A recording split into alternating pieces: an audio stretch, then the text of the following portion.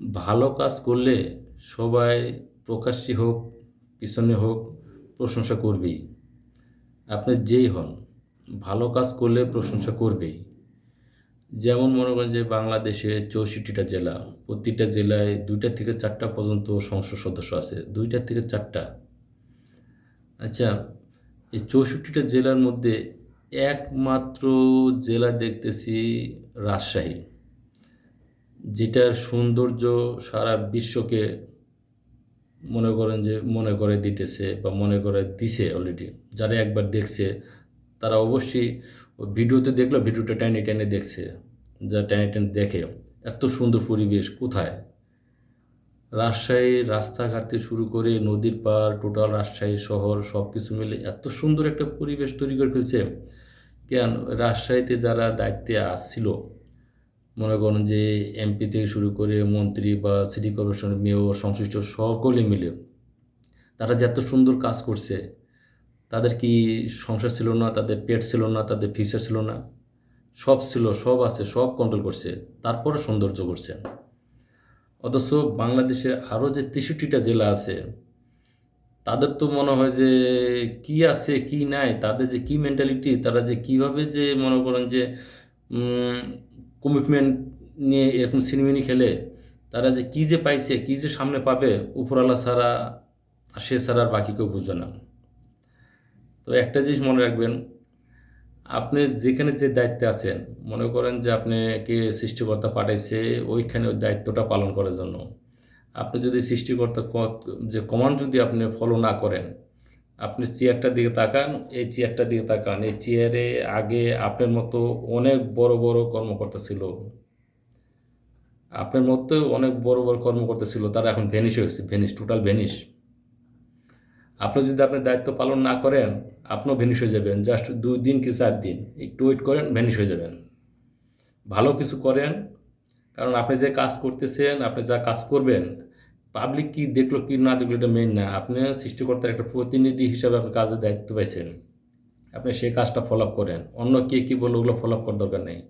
আপনি সরাসরি সৃষ্টিকর্তার সন্তুষ্টি প্রকাশ করেন। সৃষ্টিকর্তা আপনাকে এই পোস্টে দিছে, এই পোস্টে আপনার মন থেকে কৃতজ্ঞতা পালন করে এবং মন থেকে ওই পোস্টের মানে সার্বিক যে কার্যকলাপ, সার্বিক যে দায়িত্ববোধ, এগুলোকে ভালোভাবে ফলো করার চেষ্টা করেন, ভালো করে সমাধান করার চেষ্টা করেন, ভালো করে এগুলোর দায়িত্ব যখন নিছেন ওই দায়িত্বটা ফুলফিল পালন করেন।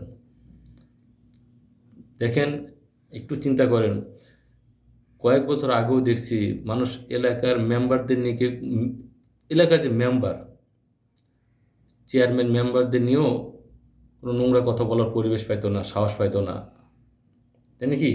আর এখন দেখেন মানুষ কাকে কাকে নিয়ে কথা বলতেছে ফেসবুকে, দেখেন মানে মা বাপ তুলে গালি দিচ্ছে। কেন? এমন তো হওয়ার কথা ছিল না। নিশ্চয়ই কোনো কাজ আর কথার মধ্যে ডিফারেন্স আছে। আর আপনারা যে যেখানে মূল্যবান পদ নিয়ে আছেন, বিশেষ করে সংসদে, প্লিজ আপনাদের প্রতি একটা আমার কি বলবো অনুরোধ। কারণ আপনাদেরকে দেশবাসী পাঠাইছে একটা সর্বোচ্চ পদে, সেখানে গিয়ে এমন কিছু বলবেন না, আর বলার সাথে কাজের এমন কোনো দূরত্ব বজায় রাখবেন না যেটা সাধারণ পাবলিক, রিকশাওয়ালা থেকে শুরু করে মানে সিএনজিওয়ালা, মাঠে ঘাটে কাজ করার যারা কৃষক লেবার আছে, তারা যেন বুঝতে না পারে যে আপনার কথা আর কাজের সাথে অনেক ডিফারেন্স। আপনি সকলকে নিয়ে আপনি তুচ্ছ তাচ্ছিল্য করতেছেন, সকলকে নিয়ে আপনি মনে করেন যে তামাশা করতেছেন, দেশবাসীকে নিয়ে তামাশা করতেছেন। এমনটা করেন না। আপনিও অনেক কষ্ট করে ওখানে গিয়েছেন, অনেক টাকা খরচ করে ওখানে গিয়েছেন, অনেক পরিশ্রম করে ওখানে গেছেন। আপনি যদি একেবারে এত সস্তা হয়ে যান, এত শর্ট টাইমে যদি এত সস্তা হয়ে যান, তাহলে এই দায় কিন্তু টোটাল আপনাকেই বহন করতে হবে। সাধারণ পাবলিক আপনাদের কাছে সবসময় ভালো কিছু আশা করে, তাই না? আর আপনারা ভালো কিছু করবেন এই মন মাইন্ড নিয়ে আপনারা একেকজন এক এক চেয়ারে গিয়ে বসছেন। যদি কথার সাথে কাজ না মিলাতে পারেন, যদি কথার সাথে যদি ন্যূনতমভাবে যদি সব সার্বিক দিকে ভারসাম্য রক্ষা করতে না পারেন, একদিক দিয়ে আপনি পারলেন না, দ্বিতীয়ত আপনি মিথ্যা কথা এটা ওটা টালবাহানা করে আপনি পার করতেছেন। এগুলো কিন্তু পাবলিক মেনে নিবে না। এগুলা কোনো দিনই মেনে নেয় নাই, মানে নিবে না। হয়তো 2, 4, 6 মাস আপনি এদিক ওদিক করে চলতেছেন, চালাইতেছেন, কিন্তু এটা কিন্তু সমাধান না। প্লিজ আমার কথা কেউ মাইন্ড না করে যে যেখানে আছেন নিজেকে সংশোধন করেন।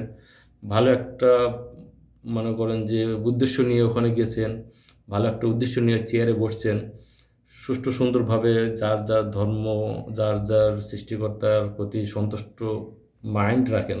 আপনি যে সে যে আপনাকে বসাইছে, আপনি যে এখানে বসে সন্তুষ্ট হয়েছেন, এই দিক থেকে নিজেকে, নিজের মনকে মানে সুন্দরভাবে একটা তৃপ্তি দেন। আর ওই তৃপ্তিটাকে সবার মাঝে, ওই তৃপ্তিদায়ক যে একটা আনন্দ সবার মাঝে বিলি করে দেওয়ার জন্য ওইভাবে একটু কাজ করেন।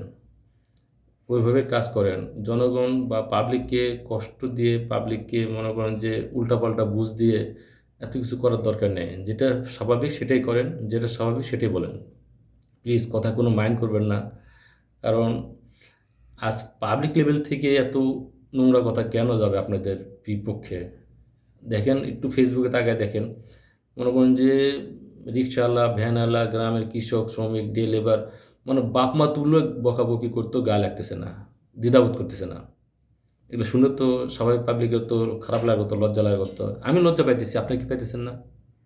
আমার কাছে খারাপ লাগতেছে যে এত সুন্দর একটা পোস্টে, এত সুন্দর একটা চেয়ারে বসে তার তো এটা কথা শোনার কথা না। তার তো এমন নোংরা ভাষা তো তার উদ্দেশ্যে বলা এটা কোনোভাবে সহজভাবে মেনে নেওয়া যায় না। কিন্তু এখন এটা একেবারে ঘরে ঘরে হয়ে গেছে। কেন? প্লিজ নিজেকে কন্ট্রোল করেন।